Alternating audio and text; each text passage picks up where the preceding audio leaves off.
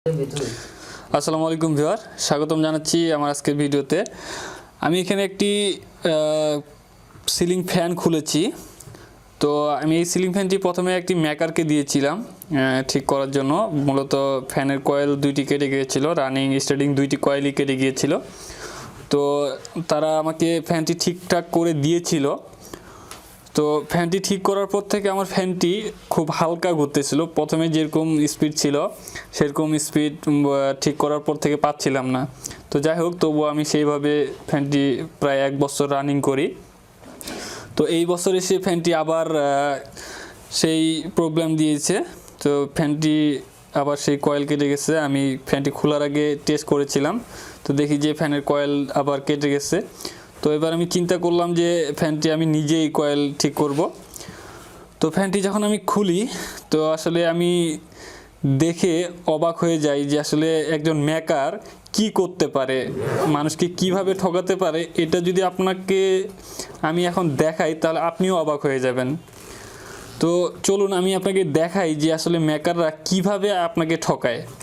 তো দেখুন, আমি জুম করছি সুন্দর করে। দেখুন, এটি ভিতরের উপরেরটি হচ্ছে, উপরে যে কয়েলটি ওটি ঠিকঠাক মতোই করেছে। আর ভিতরে যে কয়েলটি দেখুন, অলরেডি একটি কয়েল কাটা। ওকে, দেখতেই পাচ্ছেন যে ভিতরের কয়েলটি সম্পূর্ণ কেটে দিয়েছে একটি কয়েল। দেন পাশের এই যে এই কয়েল, এইখান থেকে তারা একটু ইনসুলেশন তুলে এখানে কানেকশন করেছে। হ্যাঁ, আর পরবর্তী যে এখান থেকে 2টা কয়েল বাদ দিছে, 1 এবং এই দুইটা কয়েল টোটালকে বাদ দিয়ে 3য় নাম্বার কয়েলে এই জায়গায় ইনসুলেশন তুলে এই জায়গা থেকে একটি কানেকশন বের করেছে। আর এই জায়গায় আরও কি করছে দেখুন, আর একটু ঘোরালে দেখুন এই জায়গায় ঠিক এই 2 অংশে এইখানে এসে আবার শর্ট সার্কিট করে দিচ্ছে। অর্থাৎ এই জায়গারও একটা কয়েল প্রবলেম।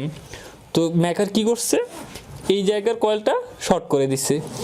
তো আমার এখান থেকে মোটামুটি সে 1টা 2টা 3টা 4টা আর এই পাশে হচ্ছে 1টা 2টা, মোট 6টা প্যাচ।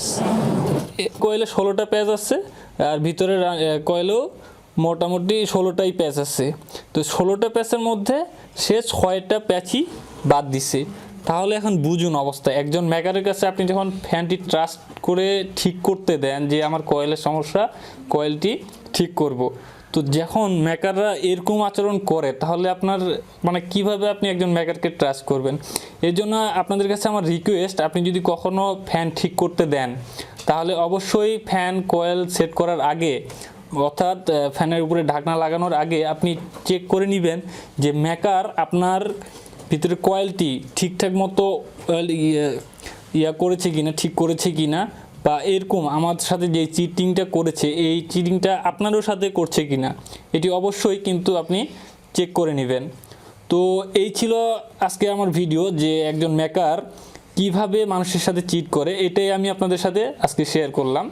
তো আমার ভিডিওটি যদি আপনাদের কাছে ভালো লেগে থাকে তাহলে অবশ্যই আমার চ্যানেলটি সাবস্ক্রাইব করবেন এবং পাশে থেকে সাপোর্ট করবেন।